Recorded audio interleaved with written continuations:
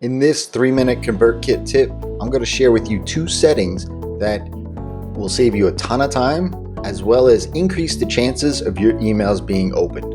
I'm Jason Resnick of NurtureKit, NurtureKit.co, and when you send emails, you send them with the hopes of getting it opened, right? I mean, that's the whole point. If you don't have these 2 settings properly configured, you may not be having as many people opening your emails as you would hope. So let's dive into the account and I'll show you these 2 settings. So when you log into your account, you go over to the account area and you click on it on the right side navigation and click on email. Now you're in your email settings. Now I have not changed any of these settings. These are basically as default when you sign up to ConvertKit. First setting that we want to talk about here is the from name. Now this is the name that appears in your subscriber's inbox next to your subject line.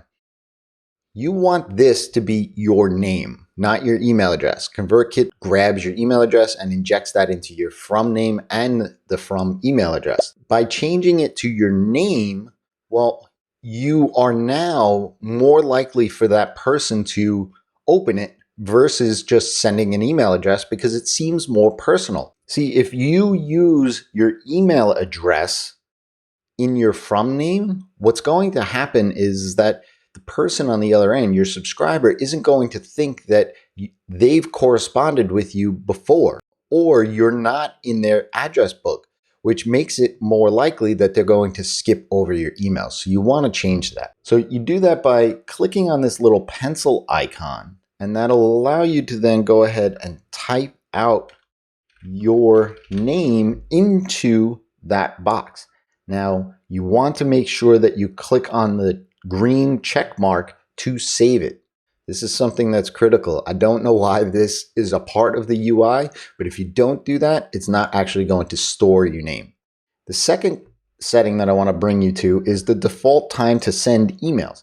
Now, this is what your sequences, your sales pitches, your primers to your webinars, your post-webinar sequences, all of these things depend on this, and we'll use this as the default setting. Now you can override it.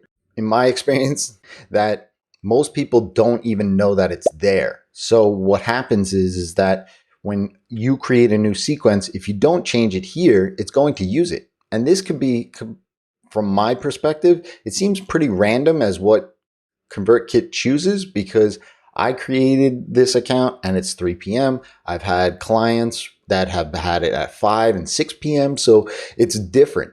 So you want to go ahead and set this to a time where your subscribers are most likely checking their email. And then finally, don't forget to click on that save setting button at the bottom. Now, setting your from name and the default send times is probably the quickest and easiest way to give you the best chance for your emails to be opened. And it's very simple. A couple of seconds and you're done.